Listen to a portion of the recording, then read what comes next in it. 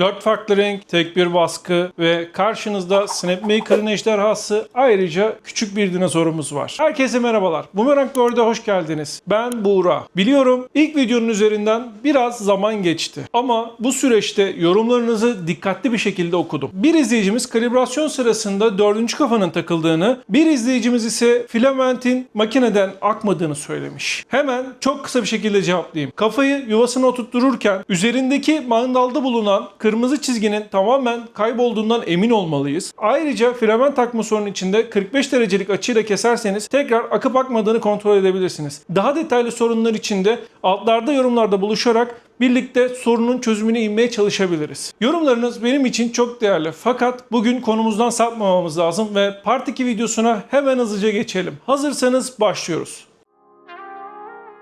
İlk olarak makinenin arkasında düğmeden cihazımıza güç veriyoruz. Ekran açıldıktan sonra dil seçimi menüsünde İngilizceyi seçiyoruz. Bölge seçimi ekranında global seçeneğini işaretleyip kullanım koşulları için agree diyerek onay veriyoruz. İkinci bölümde ağ bağlantısı ekranına geçiyoruz. Listeden uygun Wi-Fi ağımızı bulup şifremizi giriyoruz.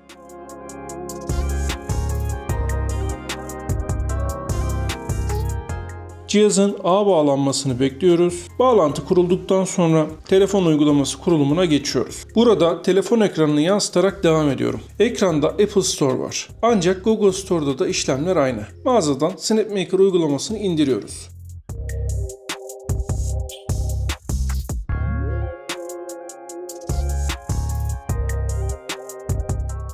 Açtıktan sonra mail adresimize kayıt oluyor. Mailimize gelen doğrulama kodunu uygulamaya giriyoruz.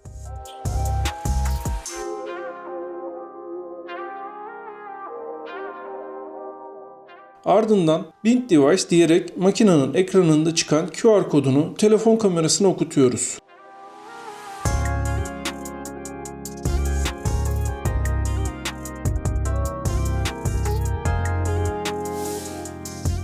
Eşleşme sağlandığında makinemize bir isim veriyoruz. Bu işlem makinenin bulut üzerinden uzaktan kontrol edebilmemizi sağlıyor.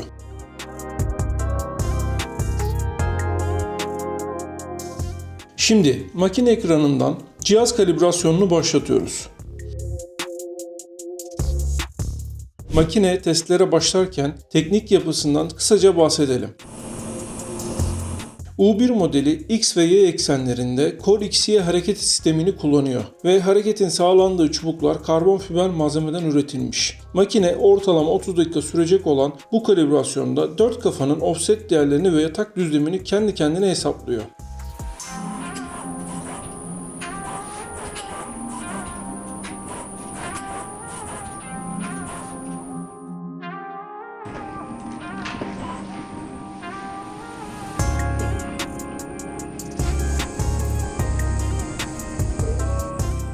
Ekran bize fırçayla nozul temizliği yapmamızı söylüyor. Cam kapağı açıyoruz. Birinci kafanın nozul ucunu temizleyip ekrandan Next diyoruz.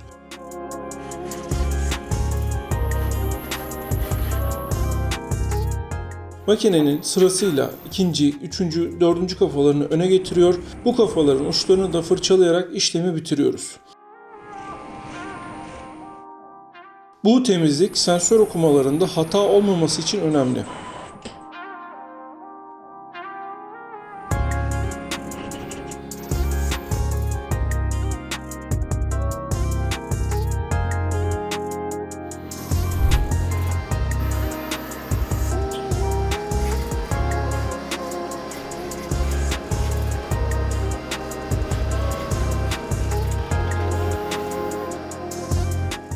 Ekranda gelen uyarı üzerine Paint baskı tablasını yeniden çıkarıp Next butonuna basıyoruz. Makine yatak tesviyesine geçiyor. Burada her bir kafayı sırasıyla yuvasından alarak ısıtma tablasının arka kısmındaki alana götürüyor.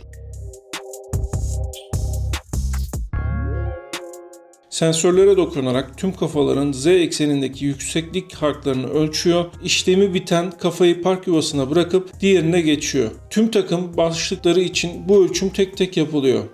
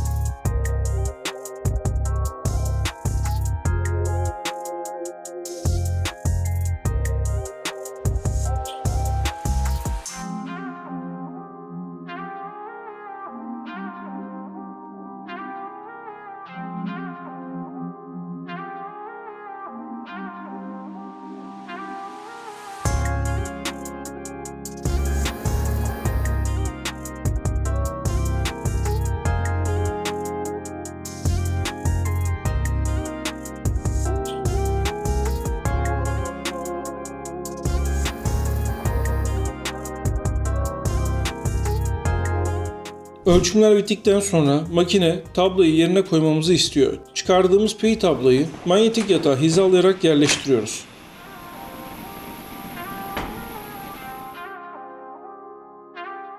Ardından tekrar Next butonuna basıyoruz. Tablo yukarı kalkıyor ve ilk kafa ile birlikte noktalı yatak kalibrasyonu başlıyor.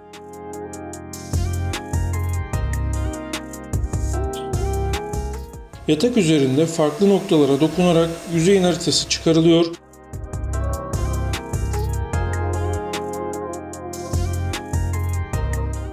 Bu işlem devam ederken ısıtıcı tablanın teknik özelliklerini belirtelim.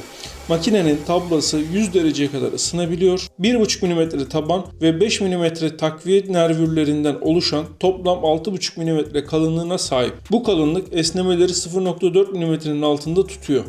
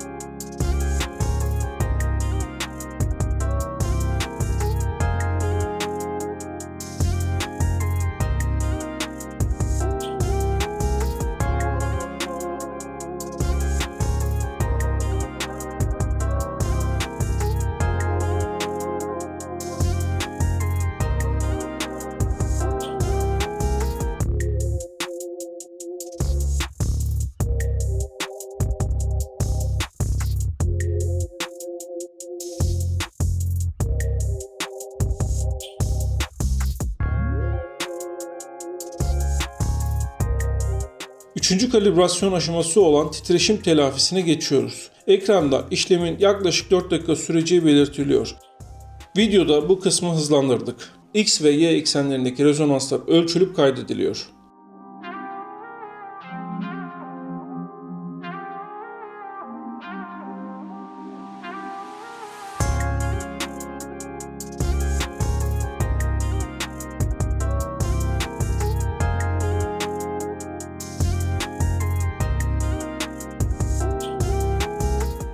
Kalibrasyon işlemi sona eriyor. Next tuşuna basıyoruz. Şimdi filamentleri hazırlayacağız.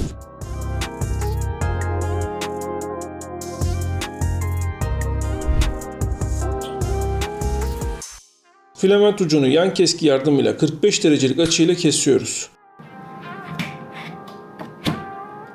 Kestiğimiz filamenti 1 numaralı makaraya takıp 1 numaralı besleme yuvasına itiyoruz.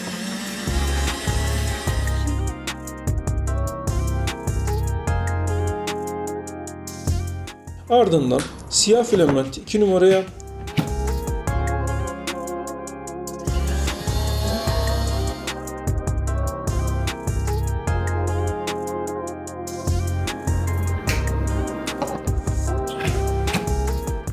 sarı filamenti 3 numaraya,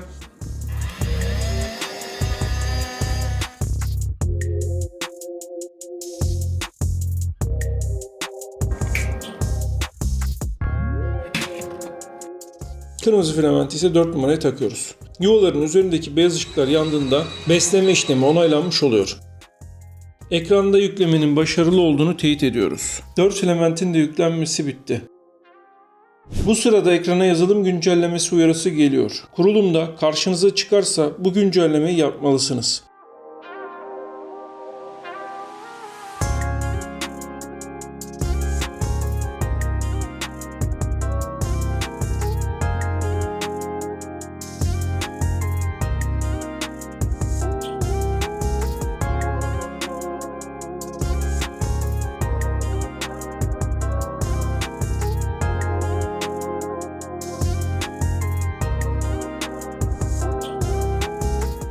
Güncelleme sonrası tekrar filament ekranına dönüyoruz. Taktığımız filamentler RFID çipli olduğu için makine renkleri ve malzeme türlerini otomatik olarak algılayıp sisteme tanımladı.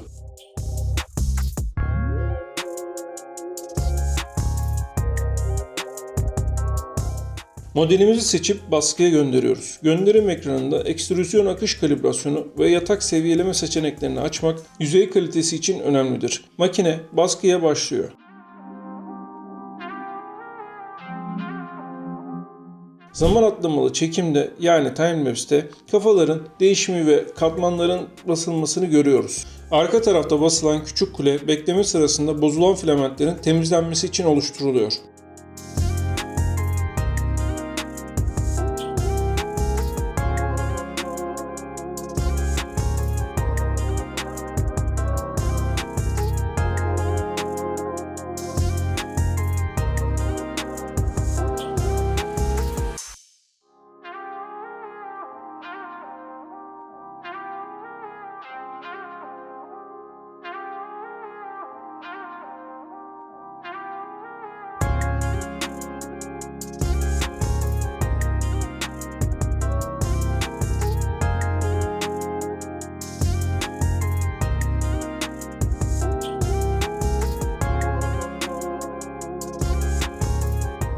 Baskı tamamlandı. Modeli tablodan alıyorum.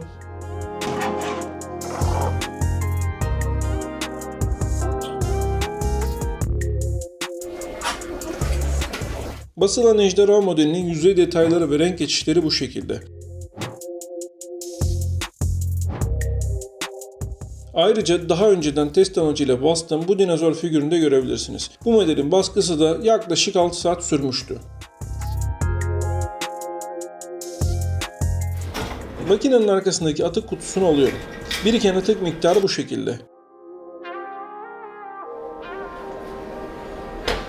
Ejderhayı hassas bir teraziye koyduğumuzda modelin 19.63 gram geldiğini görüyoruz. Prime küresiyle oluşan atıkların toplamı ise 30 gram. Döner tabloda modelin son halini görüyorsunuz. Çok renkli baskılarda atık miktarı ilk bakışta fazla görünebilir. Ancak tabloyu tek bir model yerine birden fazla modelle doldurursanız temizleme kulesinin boyutu katmana göre sabit kalacağı için parça başına düşen atık miktarı ciddi oranda azalacaktır. Makinenin kurulumu ve ilk test baskısı süreci böyleydi. Aynen. Tamam, sus bakalım. Şimdi bak bir şey yapıyor. Yok, çirkin oldu bir. Böylece Part 2 videosunun da sonuna gelmiş olduk. Serinin devamında makinemizi daha fazla zorlayacağız. Harika baskılar almaya çalışacağız. Ve bakalım limitlerinde neler var onu göreceğiz. Eğer ki video hoşunuza gittiyse beğenmeyi ve kanala abone olmayı lütfen unutmayın. Hepinize çok teşekkür ederim. Bol baskılı günler. Kendinize iyi bakın. Bay bay. Oldu mu?